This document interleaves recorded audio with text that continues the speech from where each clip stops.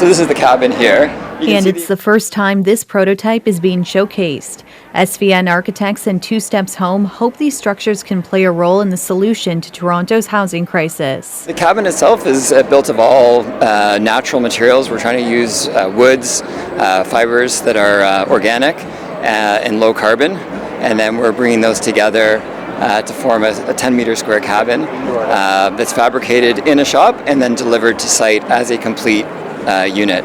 And that way these things can be used over the long term and reused on different sites. So they can be picked up by a forklift and taken to another location. The ultimate goal is to get these up around the city as communities with shared facilities for people experiencing homelessness, giving people a warm and safe place to live. It feels like in Toronto right now there's a gap in the housing continuum between people who are living unsheltered and the supportive or affordable housing that is being built. A cabin community is meant to fill that gap. The idea of these cabin communities has been successful across the country. There's projects that are working very well in Kitchener, in Peterborough, in Duncan, BC.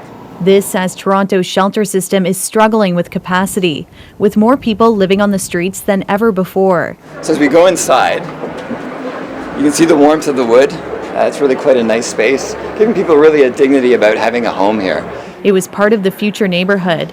The 6 installations focus on what's next in the future of design, including housing solutions. Designers always come up with good ideas, and their job is to solve problems. So as well as creating beautiful things, they're really thinking about solutions the whole time. I think the future neighborhood is demonstrating to people like politicians good ideas that they can then implement into policy. The city says it's looking at city-owned lands for permanent and temporary supportive housing and considering rapid construction techniques like modular and micro-shelter options. Staff are expected to present options to City Council this spring. 2 of these cabins could actually be joined together to form a larger space for, say, a family or something.